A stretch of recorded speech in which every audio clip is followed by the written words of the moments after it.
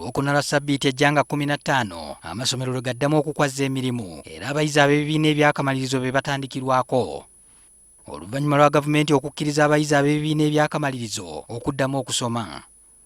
Abakulembeze b'amasomero mu disitulikiti ez'enjawulo balaze engeri gye beetegeseemu wamu n'okusoomoozebwa okukyaliwo. Bino bituukiddwako mu kulambula kw'amasomero okukoleddwa abavunaanyizibwa ku kulambula amasomero mu disitulikiti ez'enjawulo. Disitulikiti y'Ejjinja erimu amasomero ga gavumenti 87 aga pulayimale n'aga sekendule 18, ag'obwannannyini nga ga pulayimale gali 125 ate sekendule gali 97. Ab'ebyenjigiriza mu disitulikiti eno baakalambulako 17 gokka. Eno amasomero mangi tugasanze gagezaako okuteekawo ebisaanyizo.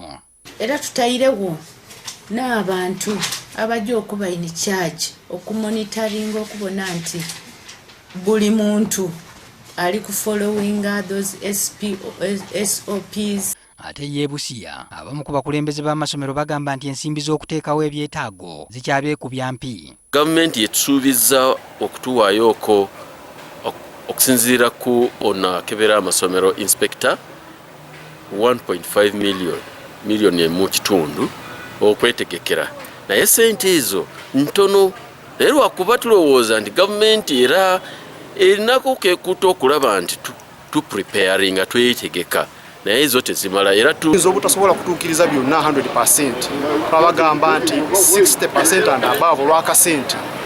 Kuba masiki zeetagamu kasente, abasomesa bayinza okugamba nti tubagulire.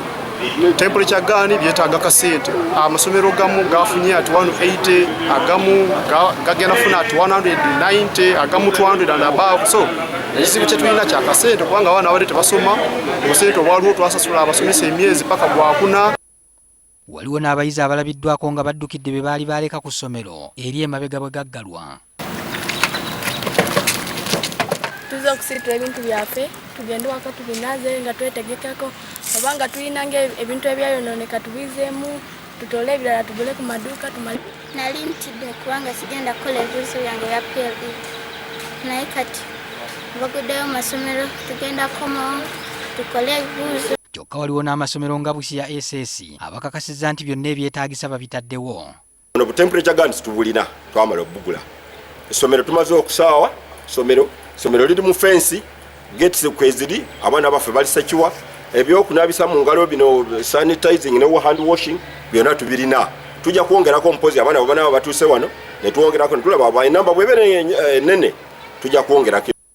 N'abalala tubasanze mu kafubo nga bagezaako okutema empende ez'okuteekawo ebyetaago. Asking in the case we're using these other instruments for measuring temperature like other thermometers, like this one they're using in hospitals since they are cheaper than the temperature gun. You measure that, you can buy like 10.